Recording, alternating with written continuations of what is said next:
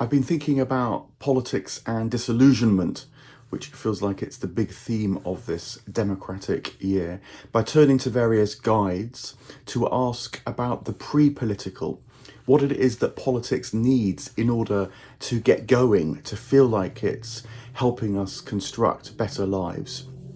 I've looked at Plato on beauty, I've looked at Aristotle on ethics, looked at Jesus and how to be in the world but not of the world, and then most recently Dante and civilizational decline. And now wanted to turn to my guide William Blake and think about how he critiqued the making of the modern abstract world and what this does to us. To generalize is to be an idiot. To particularize is the alone distinction of merit, he said, no doubt fully aware of the irony that that in itself is a generalization. But his point is that abstractions, generalizations, laws, when they become ends in themselves, they take us away from life, they alienate. And so he also made this remark: all broad and general principles belong to benevolence, who protects minute particulars. So abstractions are fine when they turn us back to the minute particular, to the details, the loveliness, the actuality, the proximity, the participation in life. And I think this casts a great light on politics, because politics now is almost wholly about abstractions until it's not, which we'll come back to. But the mainstream in politics, the political leaders and so on, they constantly plug away at abstractions as if this is somehow supposed to win us over. The economy is the obvious example. They talk about interest rates, they talk about inflation, they talk about growth, without thinking for a moment that the economy's not a real thing. It's a statistical invention. And I think that majoring on these artificialities is in itself alienating.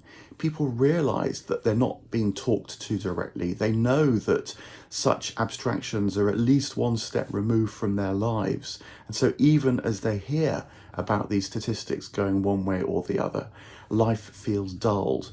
Politics feels unconnected. They feel this increasing sense of alienation.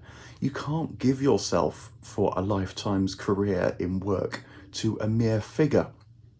Now, economists know this. Adam Smith, who was a near contemporary of William Blake, spotted it. He noticed how people were going around wearing bigger and bigger coats with more and more pockets. And he asked himself, why do people need bigger coats with more pockets? And then he realized it's because people wanted to buy baubles and needed coats to carry around their snuff boxes or their pocket watches. And that people were treating these goods as the rewards for work rather than living life itself. Now, he realized this would be alienating.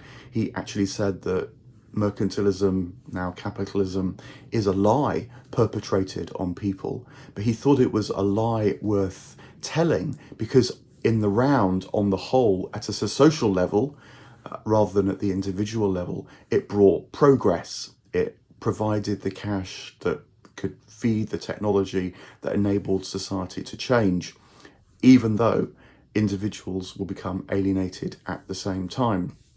William Blake resisted that interpretation. He knew his Adam Smith, and he felt that he therefore must build a way of life that's in that milieu. He wanted to succeed actually commercially, but resisted that culture at the same time. I must create a system or be enslaved by another man's, he said. And he uses the word enslaved advisedly there because, of course, slavery existed, at least in the first part of his life. And his response, therefore, was to build a way of life built around a craft, that direct engagement with the material world that doesn't just treat matter as if it's too abstract, as if it can be traded, turned into commodities, just pushed and manipulated. No, he wanted to get to know the material world through his craft, through his art, and so cut through that alienation, that way in which politics and life is increasingly viewed through abstractions. He realized that the technologies with which we surround ourselves also shape the way that we see the world. And so he wanted to be careful about the technologies that he related to. He knew that tools have a spirit. Someone with a hammer thinks that everything is a nail. And so if you're not careful, technologies too abstract you from life by taking away your agency until you can reach the point where it feels like the technology has taken over, which of course is a common experience these days. Hence too, I think, though, at a political level, the frustration with systems and bureaucracies, these great polypuses, as Blake put it, these kind of creatures that seem like they have a life of their own, built on technology. Blake says that one law for the lion and the ox is oppression, by which I think he meant that when we give ourselves to these bureaucracies, to these technologies, to these drives for efficiency, if we're not careful, we all get treated in the same way. And that too is another way in which abstraction leads to alienation. It's the computer says no principle. You can't have a personal conversation with anyone anymore. And so I think when politicians say, for example, they're going to put more money into a health system, more money into the arts, more money into education, people actually hear that as, yeah, more bureaucracy, more alienation, more systems, more disconnection. And so the politician is actually driving down, unconsciously, the abstract message. People even think of themselves as abstractions these days. I was reading a book about love the other week, which had the sentence, at its most basic level, love is biological bribery. It is a set of neurochemicals which motivate you. Now that was seen as some great sort of revelation of science, as if love is biological bribery, as if we're motivated by neurochemicals, which of course is a terrible thing to say. Life isn't about neurochemicals. Neurochemicals, no doubt, are part of life, but life is life itself. Love isn't biological bribery. It's probably the most important thing in most people's lives. And so to call that through the scientific process of abstraction, biological bribery, well, that has cultural ramifications. As R.D. Laing, the psychiatrist, put it, a scientist who says human beings and machines may win a Nobel Prize, but a person who thinks they're a machine will probably need to be locked up in a psychiatric ward. And this abstraction, I think, applies to the arts as well. Again, a comment from Blake, generalising art and science till art and science is lost.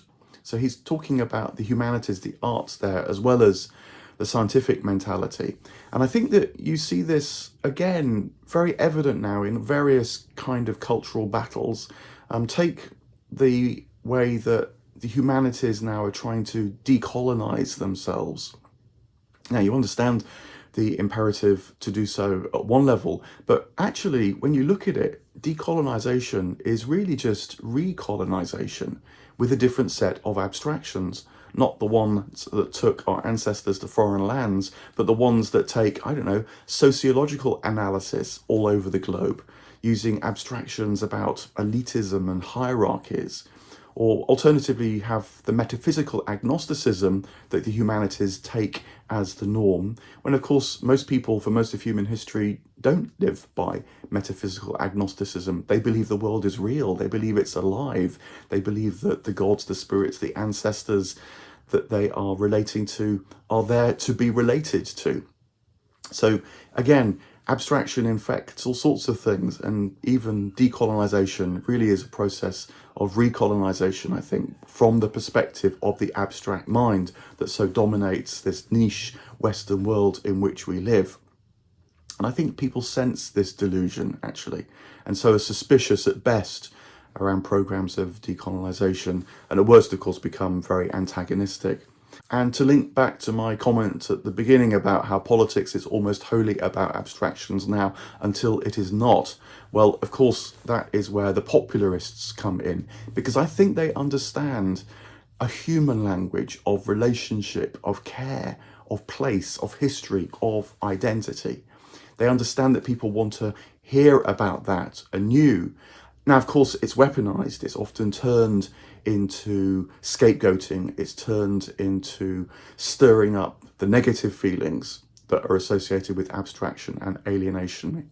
But nonetheless, people respond to that. And I think that that response is really important to hear.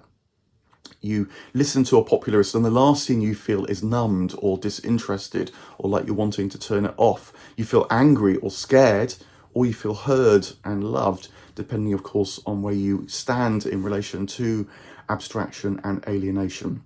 So the popularist, I think, is a prompt for the need for an alternative vision, an alternative way of talking about these things, about a return to that which is actually alive in people's lives. Leaders, mainstream leaders, do try and address this by speaking about their own personal lives, talking about their father who was a toolmaker or worked in the NHS. And, it's a nod in the right direction. They are trying to convey that they love life, actually, not abstractions. But it's a bit cringy. And so maybe an important part of this is that we should actually think about turning to more than just the politicians for our vision, more than just those who would lead us. And Blake would say that at heart, this is about the imagination. Abstraction takes us from the imagination, or perhaps better, it narrows the imagination and so cuts off a wider sense of participation with life. He caught this in his very famous image of Newton, the figure of the great scientist who, incidentally, Blake probably was a bit hard on.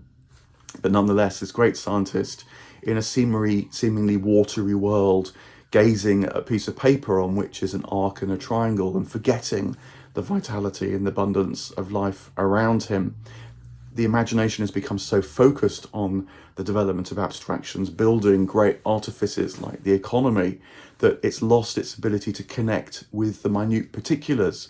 It bifurcates nature, as A.N. Whitehead put it, and so treats that which is measurable and quantitative as if it's the whole, when of course it's not, it's just a fraction, and so splits off the rest of nature from the measurement, from the quantitative. And so we lose participation to mere objective observation. We lose direct relationship to the attempt to manipulate the world around us. We lose co-creativity, being with material stuff and making something of it in the arts and crafts, as Blake did. We lose that to the struggle for survival, as if life is really shaped by fear rather than love. What does it take to re-enchant the world? That would be another way of putting it. To see a world in a grain of sand and heaven in a wild flower. To hold infinity in the palm of your hand and eternity for an hour. Well, that will be another talk, or indeed another book. I'm working on a book about William Blake at the minute. Awake, William Blake Re-enchants the World is the working title, due out in the mid-part of 2025. So watch this space. But nonetheless, for now, maybe a little tip is to leave the abstractions to one side and just go outside. I'm speaking around the time of the summer solstice, a time when earth and heaven are in balance. So go outside, feel the light, feel the sun if it's shining around you, and sense that wider vitality, that wider life of which we're a part. Don't be alienated from it. Immerse yourself in it.